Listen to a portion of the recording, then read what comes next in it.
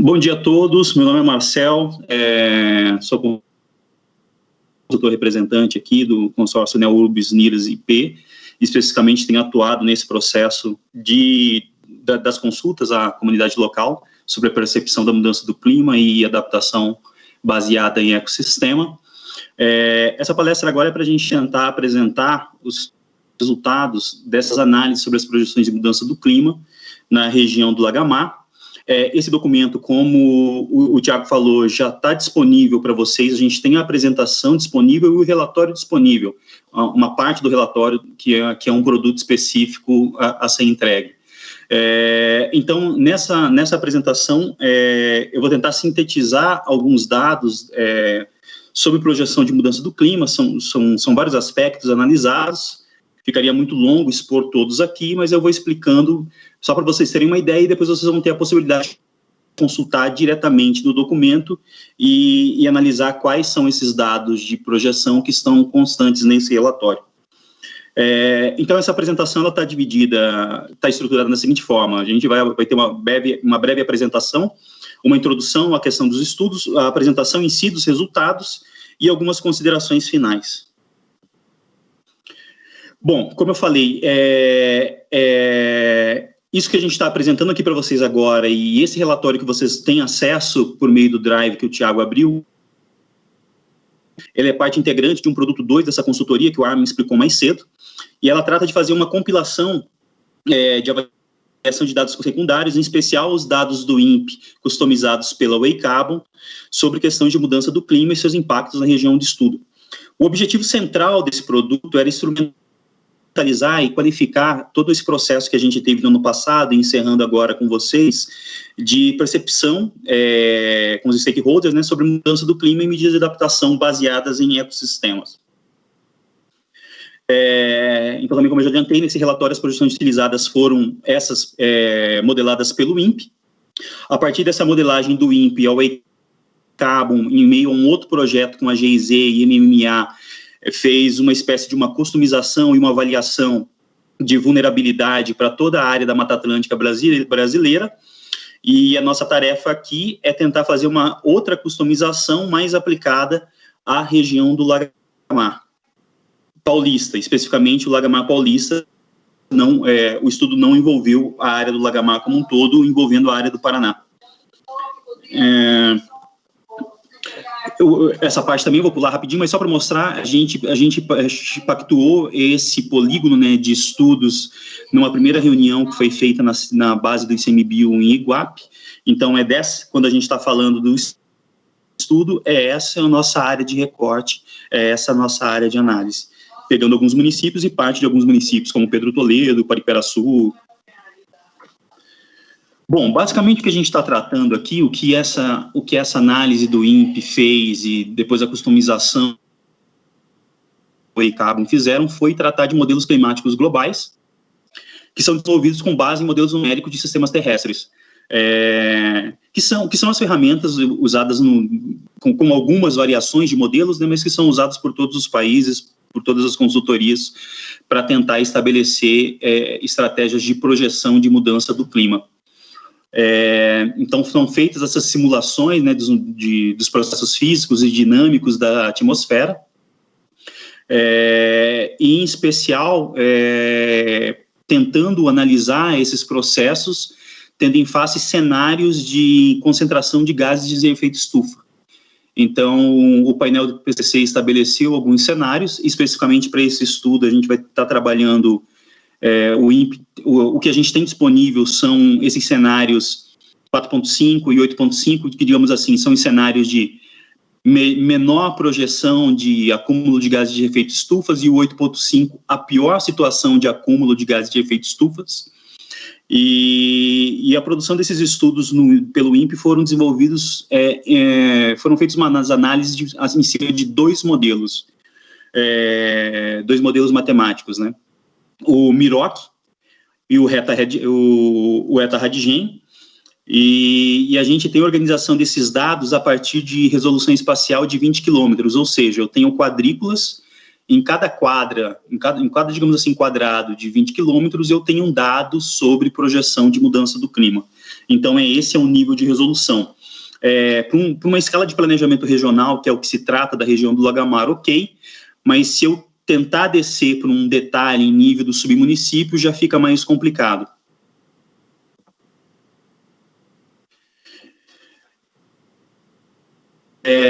Para a análise que foi feita e para essa customização que a gente está apresentando aqui, foram selecionados um grupo de variáveis.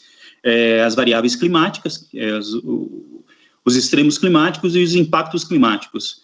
Em relação às variáveis climáticas, foram analisadas a questão de precipitação, temperatura máxima, temperatura mínima, temperatura média, como se comporta isso ao longo do tempo.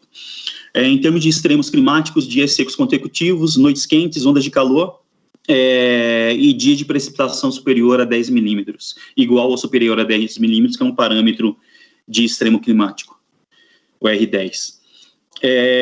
Também foi avaliada a questão dos impactos climáticos, tendo em vista a ocorrência de deslizamentos, erosividade, inundação e zoneamento agroclimático. Então, como eu estava falando para vocês, desculpa, eu li.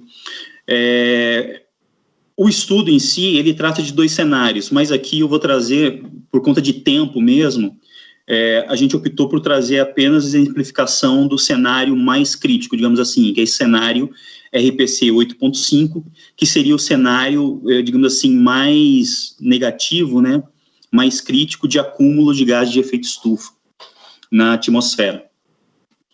A gente está trabalhando com... Tá dando um erro aqui na minha tela, deixa eu ver como é que é aqui. Pronto. A gente vai apresentar também esses dados para o período 2011-2040 e 2041 a 2070. Tem mais um período que seria o 2070 a 2100, que a gente considerou de muito longo prazo para efeito dos produtos que a gente quer qualificar com esses estudos. Então, a gente está trabalhando com esses 2 períodos de projeção.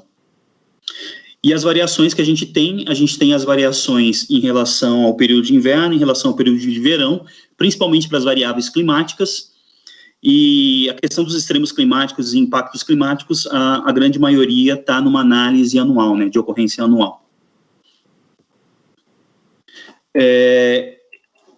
Esse mapa que vocês veem agora, ele na verdade é quase um mapa de conclusão, mas era necessário mostrar ele aqui no início só para vocês terem alguma ideia de algumas compartimentalizações, de algumas análises que a gente já começou a fazer acerca de categorizar os tipos de fenômenos que estão ocorrendo no território, e se dava para entender que se acontece fenômenos mais específicos de acordo com a localidade desse território. Então, a gente minimamente tem essa categorização, né? A gente tem claramente uma formação de fenômenos específicos mais constantes no litoral, e o litoral está sendo dividido em 3 áreas, né? Mais a sudeste, nordeste, central, e também a área mais para dentro do continente, já subindo um pouco mais a serra, também a gente consegue identificar algumas compartimentalizações desses fenômenos. Então, isso aqui é só para vocês terem em vista mais ou menos essa categorização de divisão do território, para a gente começar a entrar nas análises das projeções mais à frente. Então, basicamente, nesse arranjo feito, a gente tem mais ou menos dá para distinguir umas 6 áreas distintas de ocorrências de fenômenos climáticos. A primeira variável analisada trata da questão da precipitação, né? O que vai acontecer com a chuva nesse período futuro. Dentro desse cenário, como eu falei para vocês, eu estou trazendo aqui só o cenário 8.5, mas no relatório vocês vão ter acesso ao outro cenário, 4.5, para esses mesmos períodos, né, de 2011 a 2040, 2041 a 2060, tanto para a questão do verão quanto para a questão do inverno. Eu já faço questão de trazer de cara essa questão da precipitação, e aqui já vai uma observação.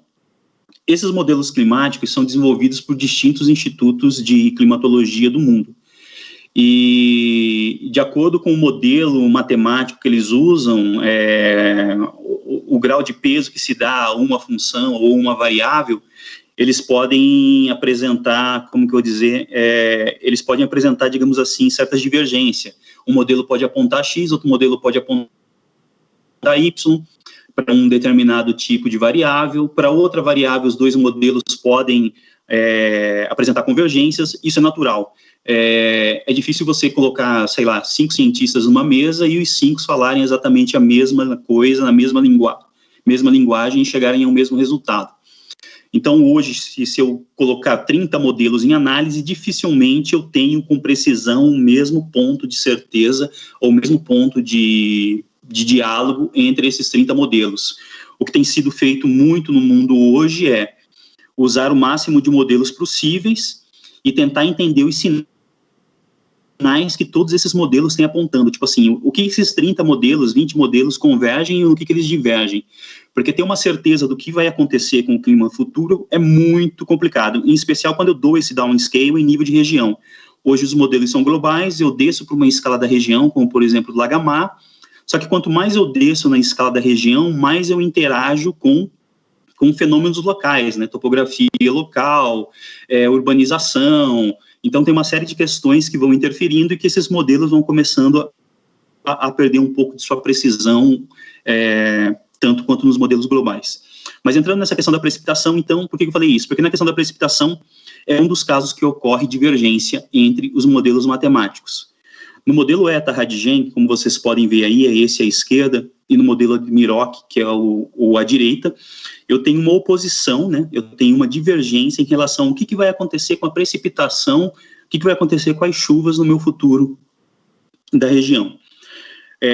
O modelo ETA-Radigen, ele aponta, por exemplo, pegando esse primeiro mapa aí, o superior do lado esquerdo, que está todo laranja e amarelo, ele aponta que eu posso ter uma redução dessa precipitação do verão, chegando aí de até 40%. Para esse mesmo período de análise aí, o modelo Miroc já falou o contrário, não, eu posso ter, na verdade, até uma ampliação de 20%.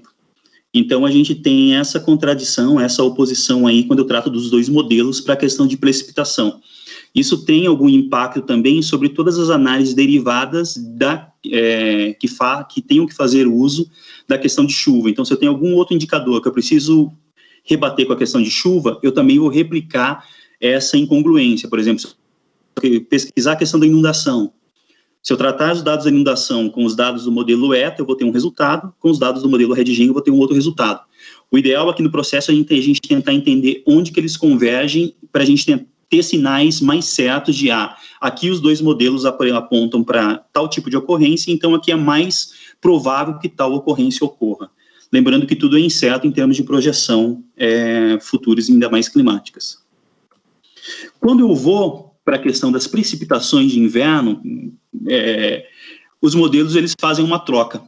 Se naquele primeiro modelo, o modelo Radigen estava apontando um decréscimo no percentual das precipitações, aqui o que aponta o decréscimo no percentual de precipitação de inverno é o modelo Miroc. Então, no modelo Miroc, por esse período, por exemplo, 2011, 2040, ele aponta essa possibilidade de redução de até 40% das precipitações no período de inverno.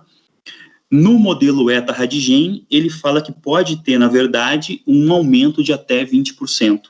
Então, novamente, essas incongruências anormais e elas vão dando sinais para a gente acerca de como trabalhar com isso ou como levar isso em consideração.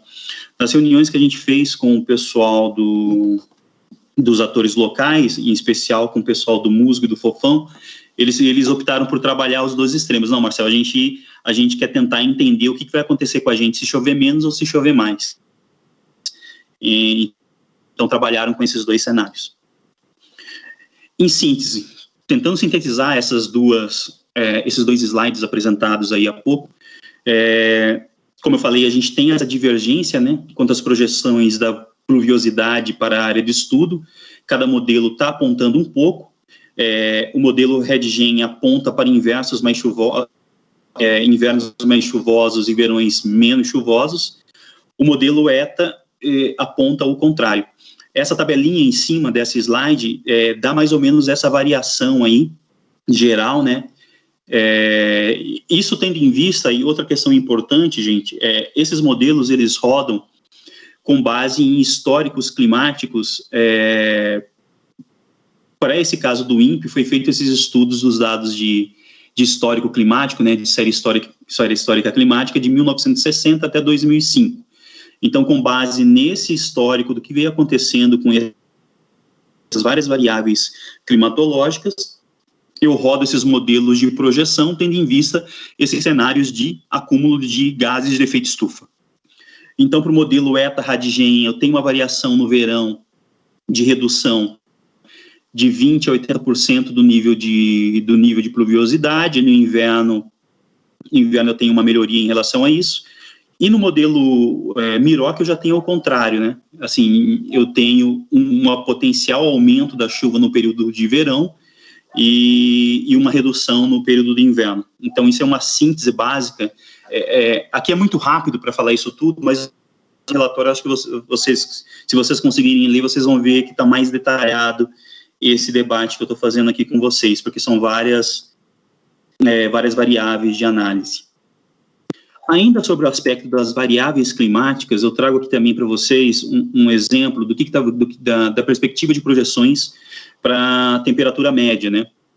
E isso, no primeiro caso, né, sempre que vocês verem DJF nos modelos, é a questão desse período de verão. Então, para a temperatura média diária no verão, aí a gente já tem uma mudança, né?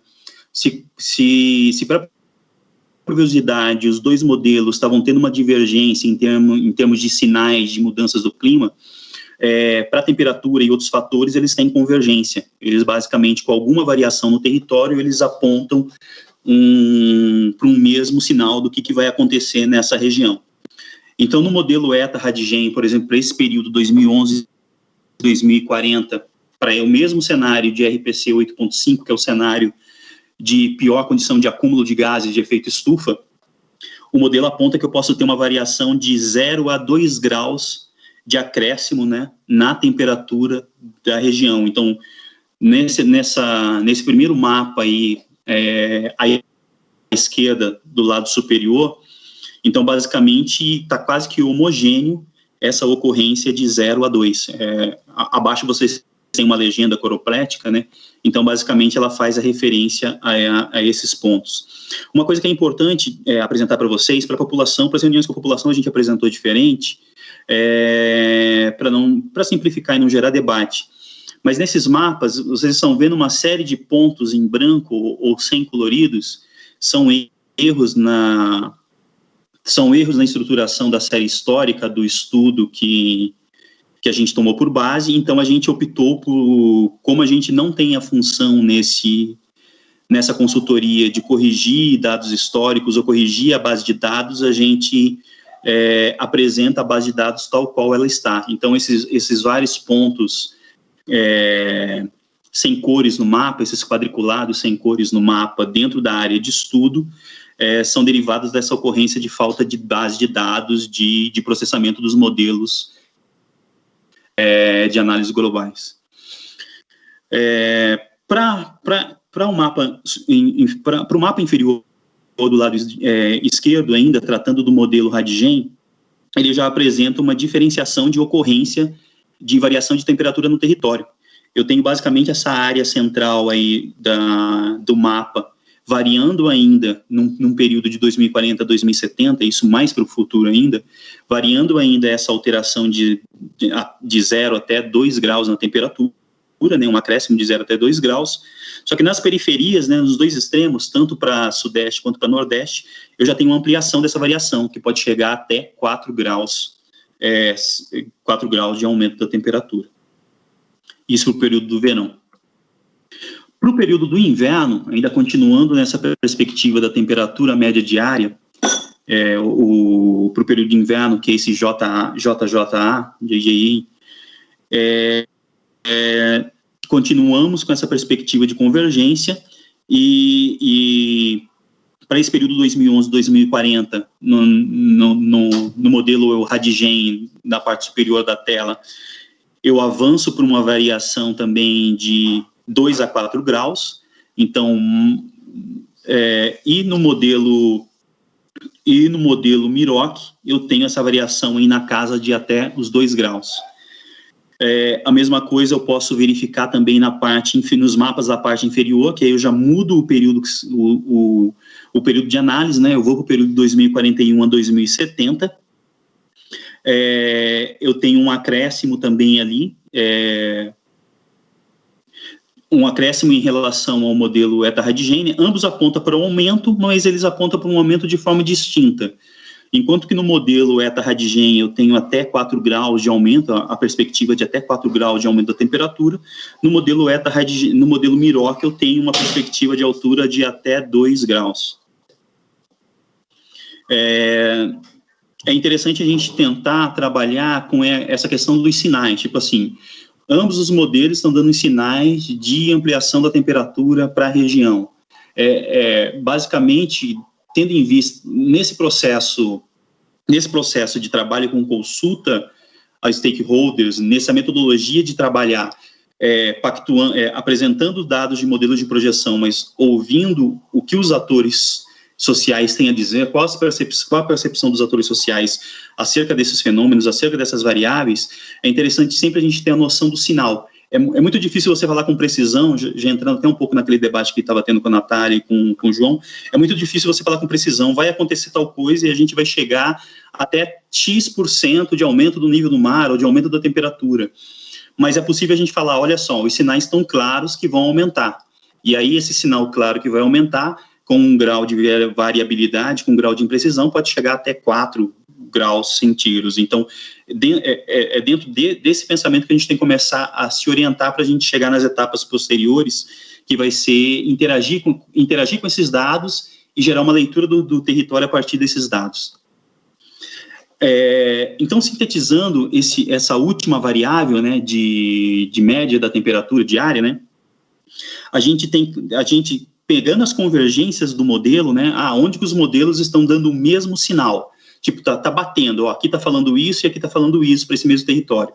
Ou aqui tá falando X e aqui não tá falando X. A gente pode chegar a um mapa com esse tipo de caracterização, onde eu consigo, numa região central, onde eu consigo distinguir o diferente comportamento da temperatura para esse território da região do Lagamar. Então, nas duas pontas, nos dois extremos aqui, sudeste e nordeste, eu tenho um sinal de elevação dessa temperatura que pode chegar até 4, né? Perspectiva de até 4, e nessa área central, uma tendência de chegar até 2 graus a mais de elevação da temperatura.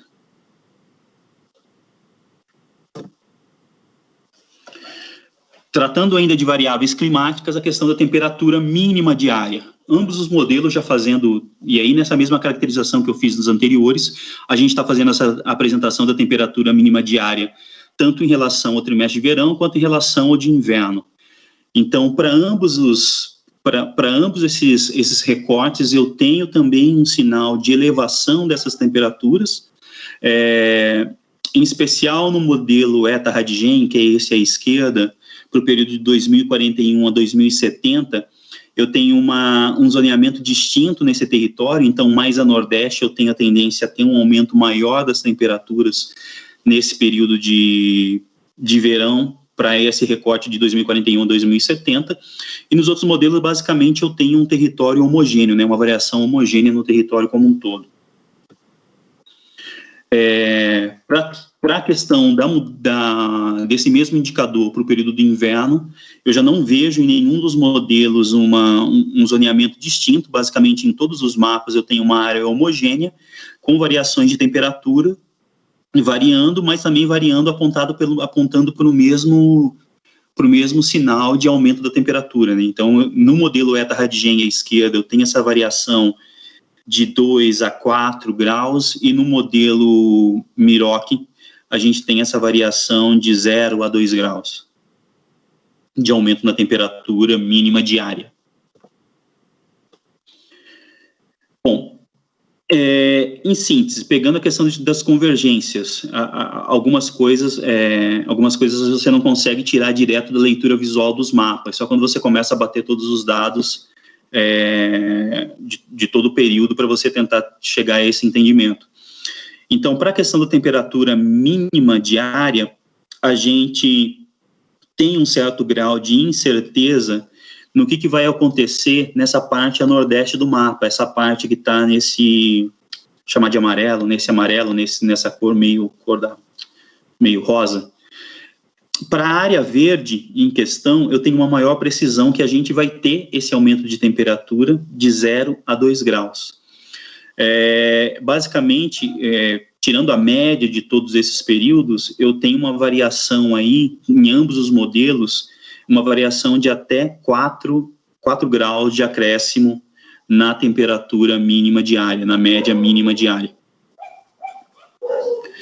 Mudando para aqueles aspectos de extremo climático, o estudo também tratou de avaliar algumas ocorrências de extremo, né?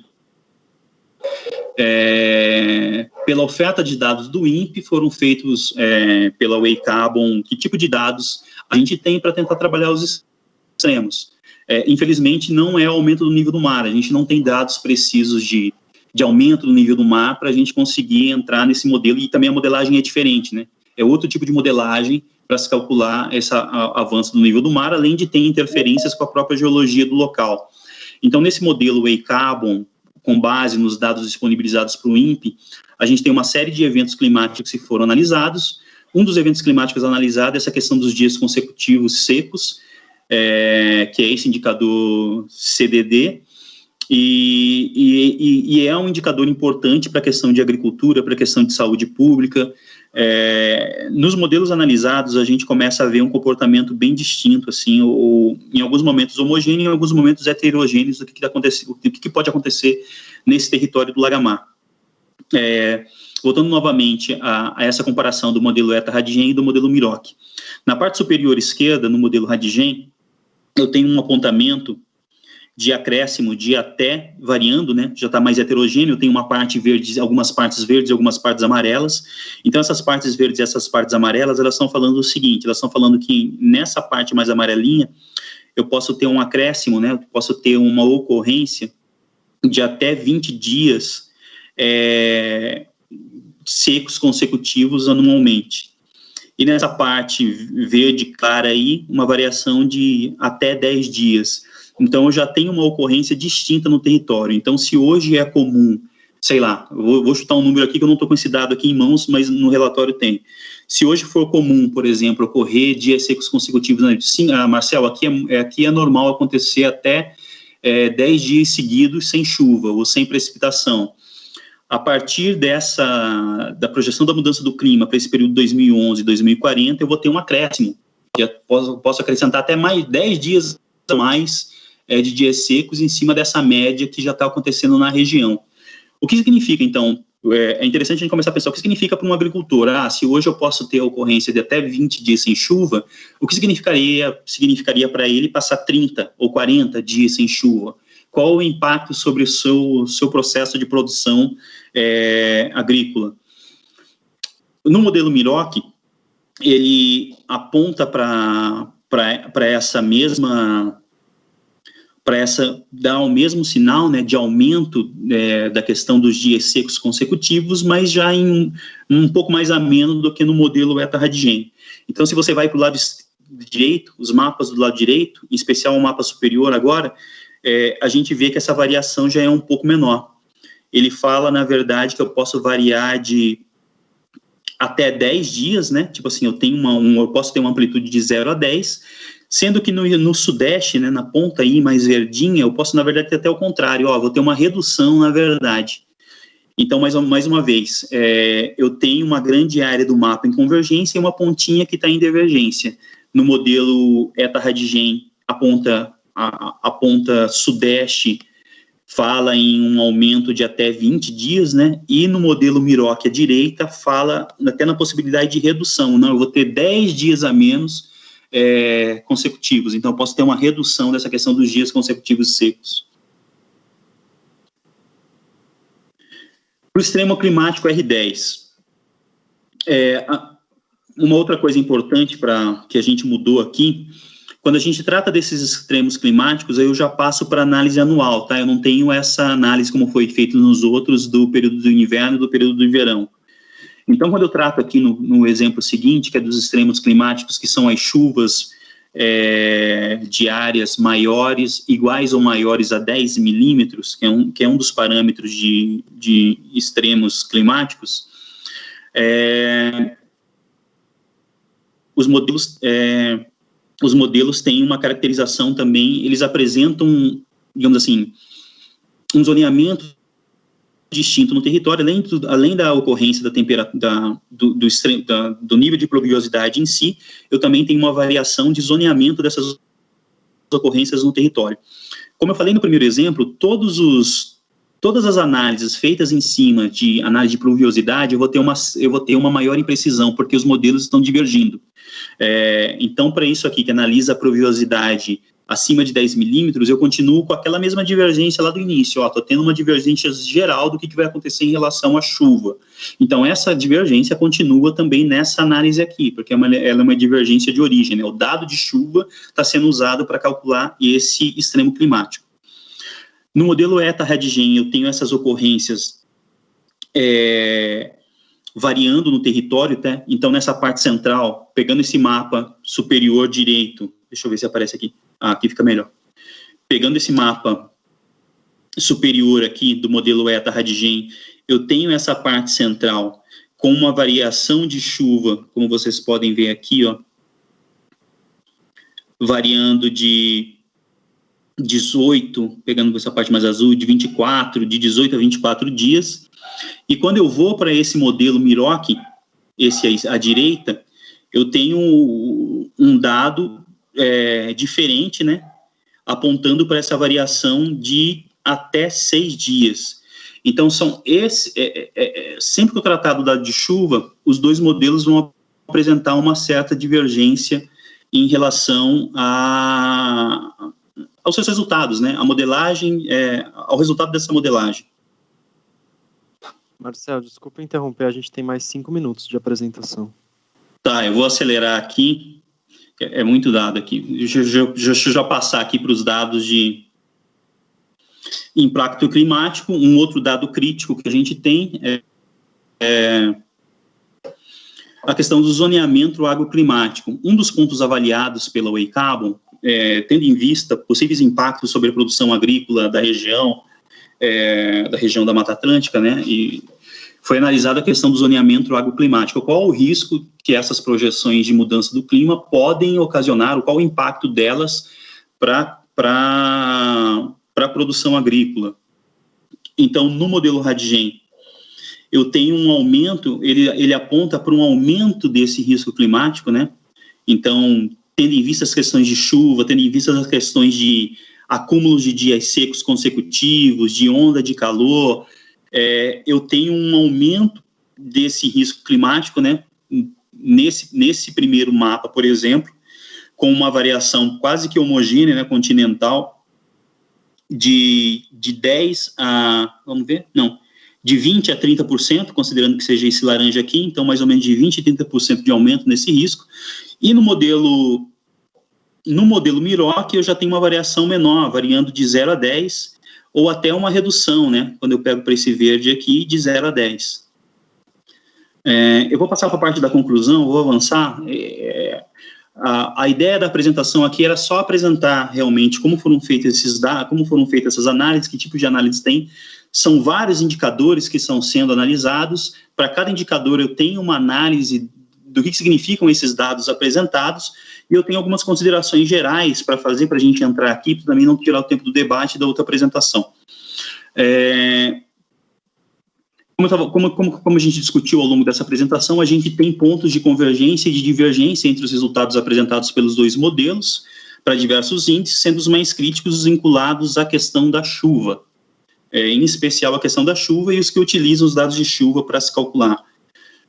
Então, isso é bom a gente ter em mente e sempre pensar nessa questão de qual sinal climático, qual sinal de ocorrência esses modelos estão apresentando para mim. Em termos de síntese, a gente procurou também, com base em todos esses dados, o que dá para afirmar, não com grau de certeza, né? O que dá para afirmar com base nesses modelos. Eu tenho algumas considerações acerca do que esses modelos apontam enquanto sinais de ocorrência. Então, por exemplo, dividindo esse território em 3 setores: setor nordeste, setor central, setor sudeste. Esses simbolozinhos que estão aqui, a resolução está meio ruim, mas eles têm algumas indicações. Então, por exemplo, para essa posição central aqui, do setor central, eu tenho uma tendência de aumento da temperatura máxima.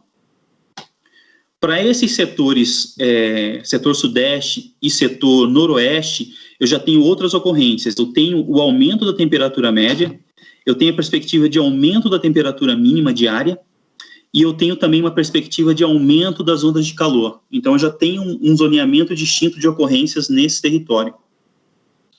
Sobre outros aspectos ainda a serem analisados, eu tenho uma outra caracterização. Então, quando eu penso, por exemplo, em noites quentes, em aumentos de dias consecutivos secos, diminuição do potencial agroclimático, né, ou do risco agroclimático, diminuição dos dias secos consecutivos, foi elaborado esse outro mapa, essa outro zoneamento, né?